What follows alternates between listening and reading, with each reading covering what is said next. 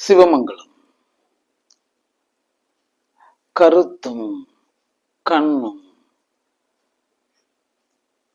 கண்ணியம் காக்கும் இரு கூறுகள் என காணுங்கள். கருத்தும் கண்ணும் கண்ணியம் இல்லாத இருந்துவிடக்கூடாது. கருத்திலும் கண்ணியம் வேண்டும், கண்களிலும் கண்ணியம் வேண்டும். மூலப்பிழை கருத்து பிழையா இருக்கிறது. கருத்தே கண்ணியம் கெடுத்து கண்வழி இந்த களத்தை காணுகிறது. பல கோணல்களை மனந்தனில் செய்து விடுகிறது. ஆதலால் என் செல்வங்களே, கருத்திலும் கண்ணிலும் கண்ணியம் பேணி வையுங்கள். உள்ளத்தின் வாசல் கண்களாய் இருக்கிறது. உள்ளத்தின் மொழி சித்தமாய் எண்ணமாய் கருத்தாய் இருக்கிறது பாரோரே.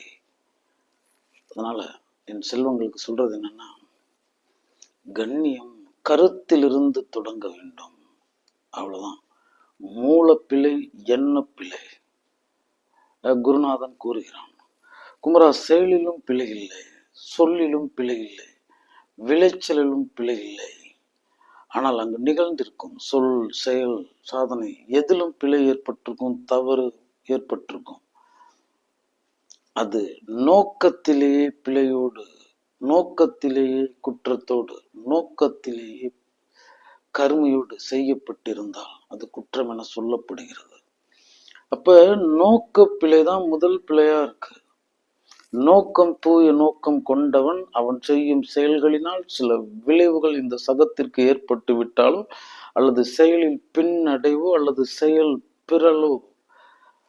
பிறழ்தல் ஏற்பட்டுட்டாலோ அது குற்றம் என சொல்லப்படுவதில்லை. சொல்லில் குற்றமில்லை, இருந்தாலும் மன்னிக்கப்படலாம். பொருளில் தான் குற்றம் இருக்கிறது. பாருங்கள், நம் நோக்கத்தில் தான் பிழை இருக்கிறது, மறந்து விடாதீர்கள். ஆதலால் கண்ணியத்தோடு கருதுங்கள். நம்ம எந்த அவயத்திற்கும் சொல்லப்படல, மறந்து விடாதீர்கள் என் செல்வங்களே. கண்ணுக்கு மட்டும்தான் கண்ணியத்தை வைத்தான். ஏன்னா கண் அந்த மனம் தன்னுடைய வாசலா இருக்கு. மனமும் கண்ணையும் தொடர்பு படுத்துறது கருத்தா இருக்கு. அதனாலதான் மூலம் கருத்தில் தெளிவா இருங்கள். சும்மா கோண கருத்துகள், இந்த கிறுக்கு கருத்துகள், இந்த குறுக்கு கருத்துகள் தவிர்த்து வையுங்கள். உள்ளதை உள்ளபடி கண்டு பழகுங்கள்.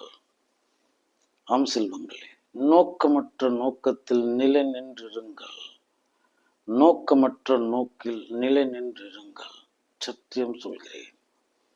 அப்ப நமக்குள்ள நோக்கம் அப்படின்னு வந்துட்டாவே முடிஞ்சிருச்சு. நோக்கமற்ற நோக்கம்னு ஒண்ணு இருக்கு. இப்ப நோக்கத்துக்குள்ள கருத்து வந்துருது, சுய கருத்து வந்துருது. நோக்கமற்ற நோக்கத்துல சாட்சி பாவம் வந்துருது. அங்கு என்ன இருக்கிறதோ காண்கிறேன். எனக்கு அது அற்றதும் இல்லை, உற்றதும் இல்லை. நான் நற்றவத்தில் நட்ட நடுநீர் நோக்கிலா நோக்கத்தில் நிலை நின்றிருக்கிறேன். அவ்விதத்தில் நான் அப்படின்னு இருக்கிறது. அப்ப நிஜம் என்ன அப்படின்னா, நம்ம சுய கருத்தில் பிழை செய்து விடுகிறோம். கருதுறதுக்கு என்ன இருக்கு? நம்ம உண்மையை அறிய வந்திருக்கிறோம். முன்னாடி ஒன்னா தெரியும், ரெண்டாவது ஒன்னா தெரியும், மூணாவது ஒன்னா தெரியும், முடிவில் வேறையா தெரியும். பால் தெரிந்தது, தயிர் தெரிந்தது, வெண்ணெய் தெரிந்தது, நெய் தெரிந்தது, முடிந்தது. ஆனா பால் தான் தொடக்கம். இதெல்லாம் சில நிலை மாற்றங்கள் போல இங்கு செயல்களின் விளைவுகள் மாற்ற வயப்பட்டதா இருக்கிறது. ஆதலால் நாம் கண்டு கொண்டிருப்போம். சாட்சியாளனா வெறும் சாட்சி பொருளா இருந்து கண்டு பழகுவோம். என் செல்வங்களே, கருத்தை கடன் கொடுத்து விடாதீர்கள். கண்ணியத்தை கருதுங்கள். ஆமா, இது இவ்விதம்தான் காண வேண்டும், இவ்வாறு தான் காண வேண்டும். ஏன்னா மிக மிக எச்சரிக்கையா இருக்கணும். ஒரு மனிதன் செஞ்சா பிழை, அங்கு அதனால விளைவுகள் பிழைங்கிறதெல்லாம் அப்புறமேட்டுக்கு. அதெல்லாம் மூன்றாம் தரம், நான்காம் தர குற்றங்களா இருக்கு, பிழைகளா, தவறுகளா இருக்கு. மூலம் என்ன பிழை? நோக்கத்தில் பிழை இருந்தால், கருத்தில் பிழை இருந்தால் அது 100% தண்டனைக்குரிய குற்றமாக தர்மத்தினால் கருதப்படுகிறது. மறந்து விடாதீர்கள் என் செல்வங்களே. கருத்தில் எச்சரிக்கையா இருங்கள். கருத்துல கண்ணியத்தை கொண்டு கட்டுங்கள். நம்மளால முடியும். நம்ம அற்புதமானவர்கள், அற்புதமானவர்கள். நம்ம நீ நினைச்சிட்டா உன்னால செய்ய முடியும். நம்ம சபலப்படக்கூடாது, சஞ்சலப்படக்கூடாது, சாயக்கூடாது, பாயக்கூடாது. அதுல நம்ம தயாரா இருக்கணும். நம்ம சபலப்பட்டு விடுகிறோம், சஞ்சலப்பட்டு விடுகிறோம், இதன் பெயராலே பயணித்து கொண்டிருக்கிறோம். மறந்து விடாதீர்கள் செல்வாங்களே. கருத்துல ரொம்ப எச்சரிக்கையா இருக்கணும். ஏன்னா அது மூலம் கன நேரத்தில் 6 கோடி எண்ணக்கீற்றுகள். ஆமா, எது ஒண்ணுக்கு ஒண்ணு தொடர்பு இல்லாதது, ஆனா 6 கோடி பேதங்களோடு தோன்றுது. 6 கோடி மாயைகள் தான் கன நேரத்தில் உனக்கு 6 கோடி எண்ணக்கீற்றுகளை தருகிறது. இப்ப அது பேதம் தான் வாதமா இருக்கும். அப்ப கருத்து அதுல நம்ம தெளிவுபடுத்தணும்னா எப்படி தெளிவுபடுத்துறது? அதுக்கு முன்னாடியே நான் சத்தியத்தையும் தர்மத்தையும் குறைந்தபட்சம் யோசித்திருக்க வேண்டும், நேசித்திருக்க வேண்டும். அதன் பெயரால நான் நிலை நின்று இருக்க வேண்டும். நீ சத்தியனா தர்மனா இருக்கணுங்கிறதெல்லாம் கிடையாது. அது நம்ம முடிவா எய்துகின்ற நிலை. அதை முதல்ல நேசிப்போம், அதை யோசிப்போம், அதுக்கு அடுத்தது அழைத்து செல்லும். நமக்குள்ள இருக்கிற துவேஷ பாவம் தவிர்த்து வைப்போம். அப்ப நம்ம ஆதாரத்தை சரி பண்ணிட்டோம் அப்படின்னா அதனோட விளைச்சல் கருத்துல இருந்து பெரும் பிழை தோன்றாதுன்னு சொல்றேன். ஏன்னா நம்ம கட்டமைக்கப்பட்டதே குணத்தினாலும் குற்றத்தினாலும் தான் கட்டமைக்கப்படுகிறோம். ஒருத்தன் தேர்ந்தெடுக்கிறத கூட அவன் குணத்தில் கூடுதலாய் குற்றங்களை குறைத்து கொண்டிருப்பவனா இருக்கும் போதுதான் அவன் போற்றப்படுகிறான். ஏன்னா குற்றம் இல்லாமல் குணம், இது ரெண்டும் ஒரு கூறுகளா இருக்கு, அங்கங்களா இருக்கு, இரவு பகல் போல இருக்கு, தவிர்க்க முடியாது. இவன் எதை நோக்கி செல்கிறான்? குணம் நோக்கி செல்கிறானா, இந்த குற்றத்தை நோக்கி செல்கின்றானா? அதனால குற்றத்தை குறைத்து கொண்டு இந்த குணத்தில் நிலை நின்று அவ்விதத்தில் பயணிக்க பழகுங்கள். குணம்தான் கருத்தை தீர்மானிக்கிறது. அப்போ குணம் அப்படின்னா அதுக்கு முன்னாடி அது நம்மளுடைய இந்த களத்தினுடைய ஆதாரமும் தேகத்தினுடைய ஆதாரமும் இந்த ஒட்டுமொத்த அண்டத்தின் ஆதாரமா இருக்கு இந்த சத்திய தர்ம நேசம் மிக மிக முக்கியம்னு சொல்றேன். இப்ப இதெல்லாம் கடைபிடிச்சாதான் கருத்து ஓரளவுக்கு நம்ம கட்டுப்பாட்டுக்குள்ள வரும், ஓரளவுக்கு நியாயமா பார்ப்போம். இல்லை நம்ம 100% நியாயமா நமக்கு பார்க்க தெரியாது, நமக்கு அவ்விதத்தில் யாரும் சொல்லித்தரப்படவில்லை. இதை இப்படிதான் பார்க்கணும், இவர்களுக்கு இந்த அங்கீகாரம் கொடுக்கணும், இவங்களுக்கு இந்த மரியாதை கொடுக்கணும். வயதுக்கு ஒரு மரியாதை இருக்கான், அறிவுக்கு ஒரு மரியாதை இருக்கான், ஒரு அனுபவத்துக்கு ஒரு மரியாதை இருக்கு, அவன் சான்றுக்கு ஒரு மரியாதை இருக்கு, அவனுடைய சாதனைக்கு ஒரு மரியாதை இருக்கு, அவன் வாழ்ந்து வையத்தில் வாழ்வாங்கு வாழ்பவன், வானுரியும் தெய்வத்தில் வைக்கப்பட்டு இன்று தொலைப்பெறுபவன், வாழ்த்து பெறுபவன், அவனுக்கு ஒரு மரியாதை இருக்குன்னு இருக்கு. இன்னைக்கு இந்த உலகத்தை பாருங்களேன், சந்தை கடையா ஆக்கிட்டாங்க பாருங்களேன். இந்த வாடகை வாயர்கள், இந்த கூலிக்கு கூவிகள், எந்த பெரிய அற்புதர்களையும் சும்மா அவங்க பாட்டுக்கு அங்கிருந்து பேசின மாதிரி எதையும் பேசி இந்த உலகத்துல சில பேதங்களை செய்துக்கிட்டு இருக்காங்க. அதனால நம்ம மனசுக்குள்ளார ஆழ்நிலையில சஞ்சலத்தையும் சபலத்தையும் நமக்குள்ளார ஒரு தரத்தை போக்கிட்டாங்கன்னு சொல்றேன். இங்க யாரும் தரமுடையவர்கள் தான், பிறக்கையில் யாரும் தீயவர்கள் இல்லை. அது வளர்த்தெடுக்கின்ற விதம், அவர்களுக்கு போதிக்கின்ற விதம், கண்ணுல காட்டுறது, இங்க வண்ணத்திரையில் காட்டும் ஆயிரம் விகாரங்கள், இதெல்லாம் சேர்ந்து அவனுக்கு வேறொரு விளைவுகளை செய்கிறது. நல்லதை சொல்லிக் கொடுக்கணும், உள்ளதை சொல்லிக் கொடுக்கணும், மனித தன்மையை சொல்லிக் கொடுக்கணும். இங்க என்ன சொல்லிக் கொடுக்குறாங்க பாருங்க. இதை தடுக்கின்ற உள்ளங்கள் இருக்கிறதா? இல்ல பாருங்களேன். ஏன் இல்லைன்னு கேளுங்களேன்.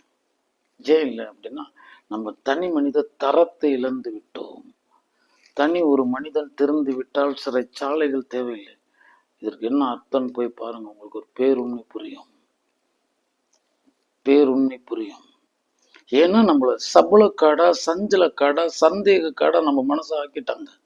இங்க போதனைகளும் பாருங்க, ஆயிரம் விகாரங்கள், ஜாதியா, மொழியா, இனமா, பேதமா, வாதமா, சும்மா அவங்கவுங்க கடமையை செஞ்சுட்டு அவங்கவுங்க அத்துக்குள்ளற நாயகனா வாழ்ந்து ஒரு தன்னிறைவோடு வாழ்றது தானே.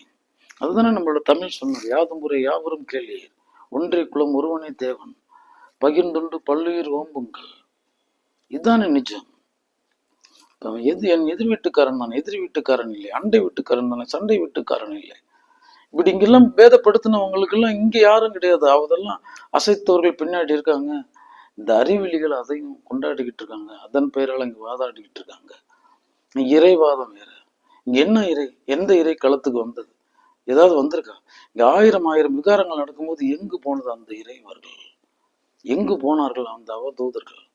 எங்க இதெல்லாம் ஏன் அவன் தடுக்கல? ஒரு நல்ல மனிதன் தடுத்துருவானே, நல்ல மனிதன் ஒரு கருத்தை தெரிவிச்சிருவான். இங்க கருத்தும் தெரிவிக்க மாட்டாங்க, வரவும் மாட்டாங்க, எந்த உபயோகமும் கிடையாதுங்கிற நிலையில இருக்கிறதுக்கு தான் இங்க ஆயிரம் வசனங்கள், ஆயிரம் போதனைகள். இல்லை என் செல்வங்களே, உனக்குள்ள ஒரு இறைத்துவம் இருக்கிறது, இறை பண்பு இருக்கிறது. இந்த பண்பின் பெயரால் அறியப்படும் பொருளா இறை இருக்கிறது. அந்த மெய் அன்பின் பெயரால் அறியப்படும் பொருளா இருக்கு.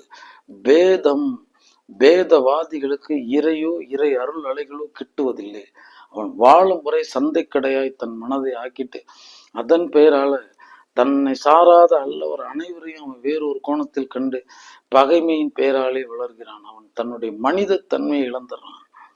குருநாதன் தான் சொன்னான், குமரா இங்க யாரையும் இறைவன் மகானாக படைக்கவில்லை குமரா, அவன் நல்ல மனிதனா வாழ்ந்தா போதும். அவன் வாழ்ந்ததின் விளைச்சல் அண்டத்திற்கே உதவாட்டியும் அவன் அடி நிழலுக்கு உதவுற மாதிரி அவனை சார்ந்திருக்கிறவங்களுக்கு உதவுனா போதும் தான் படைக்கப்பட்டது குமரா. அதனாலதான் நம்மளுடைய இந்து தர்மம், சத்தியம், தர்மம் இவை இரண்டையும் 2 கூறுகளாய் உடைய அறமே பிரதானம்னு வச்சுட்டு அறப்பள்ளி இவை அறம்பளர்த்த நாய்குடன் அறப்பள்ளி சனமந்திரம் 1000 முறை ஒரு நாளைக்கு நீங்க எல்லாம் கூறணும் அந்த நாமத்தை. அறம் தான் கடவுள், தூற்றுவதில்லை. விருந்தோம்பல் விருந்தினன் கடவுள். இறைவனுக்கு செய்யும் சேவையா அவனுக்கு செய்தான். பசித்தோர் முகம்பார் நல்லறமும் நட்பும் நடு நீங்காமல் இருந்து என் மக்களே, இந்த சாந்த சுபாவிகளே, இந்த தர்மவாசிகளே சாடுகின்றனர். என்ன காரணம் அப்படின்னா கருத்துக்குள் பிழை, கருத்துக்குள் பிழை, கருத்துக்குள் பிழை திணிக்கப்பட்டது. ஏன்னா அதற்கும் சில அங்கீகாரங்கள் கிடைக்கிறது. அவர்களிடத்திலிருந்து பலனை பெறுபவர்கள் இங்கு ஆயிரம் பேதம் செய்து கொண்டிருக்கின்றனர். யாரும் நிம்மதியா உறங்க முடியாது. நம்ம மனசுக்குள்ள ஒரு சண்டை கடை இருக்கும். அறிந்தவர் அடங்கி என்புற்றனர். என் இறை எங்கும் இல்லை, எனக்குள் இருக்கிறது. எந்த இறையும் யாருக்கும் அருளப் போவதில்லை. என் தவத்தின் பலனாய், என் பக்தியின் பலனாய், என் நம்பிக்கையின் பலனாய் எனக்கு இறை அருள இருக்கிறது. இறைன்னு அங்க ஒன்று இருந்தா அருளிட வேண்டிதானே. நம்ம கண்ணுக்கு முன்னாடி எவ்வளவு விகாரங்களை பார்க்குறோம். மனிதர்களே மனிதர்களுக்கு செய்கின்ற தீங்குகள் பார்க்குறோமா இல்லையா? நினைச்சு பார்க்க முடியுதா? அந்த மனிதத்தை கடந்துட்டு நம்ம பார்த்துக்கிட்டு தானே இருக்கோம். உணர்ந்து கொள்ளுங்கள் என் செல்வங்களே, உங்களுடைய கருத்தை கடன் கொடுத்து விடாதீர்கள். ஒரு சுய கருத்தோட உங்களை சுய கருத்துல திணிக்கிறதுக்குன்னே இங்கு ஆயிரம் போதனைகள் வந்துகிட்டு இருக்கு. அவைகளிடத்திலிருந்து விலகுங்கள். பாவப்பட்டவர்கள் நல்லா தெரிஞ்சுக்கணும். இந்த வக்ரம், உக்ரம், விரோதம், துரோகம், கோபம் இதெல்லாம் அங்க எதிரில் இருப்பவரை 2வது தான் பாதிக்கும். அது கொண்டவரை தான் பாதிக்கும். நிஜம். சத்தியம் சிவம் சுந்தரம்னு சொல்லி அங்க முன்னாடி போய் சத்தியத்திட்ட நில்லடான்ட்டான். இப்ப சத்தியத்திட்ட நிக்கணும்ல. சத்தியத்திட்ட நிக்கணும்னா சத்தியமாவே தானே நிக்கணும். அதுதான் முதல்ல யோசிக்கணும், நேசிக்கணும், அதுக்கப்புறமேட்டுக்கு யாசிக்கணும், அதுக்கப்புறமேட்டுக்கு அதனுடைய ஆசீர்வாதம் பெற முடியும். ஏன்னா நீ அது ஆகு பொருள், அது நமக்கு உணர்த்தப்பட்டிருக்கு. அங்க போ, 1ஆம் வகுப்பு தேர்ச்சி அடை. சத்திய பாடமே ஜெயிக்கல, இவங்க அடுத்தது நேரா இறைவன்கிட்ட போயிடுவாங்களா? இல்லைன்னு சொல்லுவாங்களே, அதெல்லாம் ஏமாற்று வேலை. ஆமா, நீங்கள் உங்கள் கருத்துக்குள் நிலை நின்றிருங்கள். இறை என்பது இல்லை, இல்லாமல் எதையும் இருத்தி வைத்திருக்கும் ஒரு சூக்குமம். அது இந்த நிறம், இந்த ஊர், இந்த பேர், இப்படி அப்படி, அங்கு இங்கு, அவ்வளவு இவ்வளவு, எப்படியும் கூறிவிட முடியாத ஒன்று. ஆமா, அதை ஏன் அவ்வளவு தூரத்துக்கு போயிட்டு பெரும் பேர் இயற்கை அப்படின்னு வச்சுக்கலாமே. அதை நம்ம இறைக்கு கொடுத்துருவோம். கருத்தை அங்க தொலைக்கணும். இந்த எல்லை இல்லாத தனக்கு எல்லை இல்லை என்று தில்லை தன்னுள் திருநடனம் புரிகிறது இல்லை. எரிசட்டை அரசின் விரிசட்டை பரப்பி வான் எனக்கா அப்படி ஒண்ணு இருக்குல்ல, சென்றடையாத திரு ஒன்று இருக்குல்ல, அதை கருதுங்க. அதுக்கு ஒரு பேர் இல்லை, அதுக்கு ஒரு நிலைப்பாடு இல்லை. ஏன்னா இந்த வாதத்துல என்னன்னா, ஒன்று கண்டீர்னு முந்தி சொன்னவன் மூலன், அன்பே சிவமாய் அமர்ந்திருந்தாரன் முந்தி சொன்னவன் மூலன், உண்ணும் போதெல்லாம் ஒரு கைப்பிடி பிடித்துட்டு உண்றான்னு சொன்னவன் மூலன், பசித்தோர் முகம்பார் நல்லறமும் நட்பும் நடு நீங்காமலே நம்ம கிட்டபடி என்று அப்படின்னு சொன்னது தமிழ். இனிய உளவாக இன்னாத குரல் கனியிருப்ப காய்க்க வந்தற்று சொன்னது தமிழ். அதனால நமக்கு நெறி இருக்கு. தூற்றுபவரையும் போற்றணும். அதுதானே தரத்துல தீர்மானிக்கப்படும். நம்ம எதையும் பேசுறதா? சந்தனம் சந்தன வாசத்தை தான் வீசும். நல்லா தெரிஞ்சுக்கங்க. ஏன்னா அது குழப்பமான பொருள்ங்கிறதுனால அதன் பெயரால நம்ம கருத்துக்குள்ள நிறைய தெரிதல்கள் செய்யப்பட்டு விட்டன. மீட்டெடுத்துக் கொள்ளுங்களேன் செல்வங்களே. கருத்துக்குள் கண்ணியத்தை கொண்டு வாருங்கள். அவ்வளவுதான். முழுசா கண்ணியத்திற்குள் கொண்டு வாருங்கள். சத்தியத்தையும் தர்மத்தையும் என்னுடைய ஆதார பொருள் ஆக்குங்கள். அறம் கொண்டு காணுங்கள், மரமாய் காணாதீர்கள். சத்தியம் சொல்கிறேன். அதனால கண்ணியம் பழகுங்கள். மனித தன்மையை காத்துட்டா போதுங்க. ஆடுகளம் வந்தன நோக்கம் மனிதம் எனும் புனிதம் பேணுவீர் சகத்தீரே. ஆடுகளம் வந்தன நோக்கம் மனிதம் எனும் புனிதம் பேணுவீர் சகத்தீரே. இந்த உணர மறந்த உத்தம மனம் படைத்தவர்கள் எல்லாம் ஒரு நாள் உணர்வார்கள். களம் கடந்து காலம் கடந்து ஒன்று நின்று இருக்கும்ல, நின்றுகிட்டு இருக்குல்ல, இன்னைக்கு உலகத்துக்கே சாட்சியா நின்றுகிட்டு இருக்குல்ல, அது எதையும் பற்றுல, பற்றினவரையும் கைவிடல. அவ்வளவுதான். நீங்களும் உங்களுக்குள் தர்மமயமாக மாறுங்கள். உங்கள் கருத்துக்குள் முதல் இரு பொருள் சத்தியமும் தர்மமும் இப்படி இரு கூறுகளாலான ஒரு அறமே உங்களுடைய கருத்தா இருக்கட்டும். அவ்வளவுதான். ஏன்னா இங்க வாய்மை நமக்கு வாய்மைன்னு சொல்லப்படல. போய் அந்த வாய்மையினால இங்கு தீமை ஏற்படுதுன்னா அதை தவிர்த்துங்கிறான். அந்த பொய்மையினால ஒரு நன்மை ஏற்படுதுன்னா அந்த பொய்மையும் வாய்மைன்னு சொல்றாங்க, நம்ம தமிழ் சொல்கிறது. அப்ப என்னன்னா களத்துல நன்மையை தான் நான் விதைக்கணும். இந்த உண்மை சொன்னா அந்த களத்துல தீமை விளையும் அப்படின்னா அந்த உண்மையை தள்ளிவை பார்த்துக்கலாம். அதை ஏத்துக்கிற பக்கம் வரும்போது சொல்லலாம். உடனே காக்கணும், அங்க போய் தான் அவனை காக்கணும், அந்த சொல்லி காத்து வைத்திருக்கு. இதற்கு நன்மை பயக்கும். ஏன்னா அரிதறிது கோடி கோடி வித்துக்கள்ல இருந்து மீண்டெழுந்து இங்க மனிதனா வந்துட்டான். முடிஞ்சிருச்சு, வாழ விடுங்கள். இந்த சிறு பிள்ளைகளுக்காக, சிறு கருத்து கோணல்களுக்காக இயல் பிழை அங்கு தவறு விடும் தவறுகள் குறித்து செய்யும் குற்றங்கள்னால அங்க அவன் மீண்டு எழுவதற்கு ஒரு வாய்ப்பு தாருங்கள். யாரையும் சொல்றேன். பிறர்க்கரிய பேர் இந்த மனிதன் வாழ்ந்தவர்களை வாழ விடுங்கள். நீங்க நேத்து வந்துட்டு முந்தானத்து வந்துட்டு எல்லாம் பேசிட்டு இருக்காங்க. என்னைக்கு தோன்றுன்னு தெரியல. கல் தோன்றி மண் தோன்ற முன் தோன்றிய மூத்த தமிழ். தமிழே இறை. தமிழ் பேசுபவர்கள்லாம் இங்கு எங்கள் தமிழ் இறைக்குள் புகுந்து விட்டனர் கூறுகிறார் குருநாதர். ஆமா, ஆம் செல்வங்களே. கருத்துக்குள்ள பேதத்தை வைக்காதீங்க, சத்தியத்தையும் தர்மத்தையும் வைங்க. அதன் பெயரால கண்டு பழகுங்கள். இங்கு ஏகம் செய்த அநேகம் இதெல்லாம். இங்கு ஏகம் தவிர எதுவுமே இல்லை. ஏகாந்தம் தவிர எதுவுமே இல்லை. புரிந்து கொள்ளுங்கள். இதெல்லாம் ஏன் சொல்றோம் அப்படின்னா, தர்மத்தை வென்றவர் யாரும் இல்லை, வெல்ல போவரும் இல்லை. போராடிக்கிட்டே இருக்க வேண்டியதான். இந்த உலகம் களம் கடந்து காலம் கடந்து ஒரு பேருண்மையை உணரும் இல்லை. என்னடா அவனோட நாதம், என்னடா அவனோட மூலம், என்னடா அவனுடைய நோக்கம் என்னடான்னு பார்க்கும்ல. அப்ப தெரியும்ல, சைவம் எண்ணத்தினாலும் காணலாலும் சொல்லாலும் செயலாலும் எந்த ஜீவனுக்கும் தீமை தராமை தெரியும்ல. அப்ப இந்த உலகம் காலம் கடந்து புரிஞ்சுக்கும்ல. புரிஞ்சுக்கிட்டே இருக்கு. அவ்வளவுதான் சொல்லுங்களே. அதனால கருத்துக்குள் கண்ணியத்தை கொண்டு வாருங்கள். சிவமங்கலம்.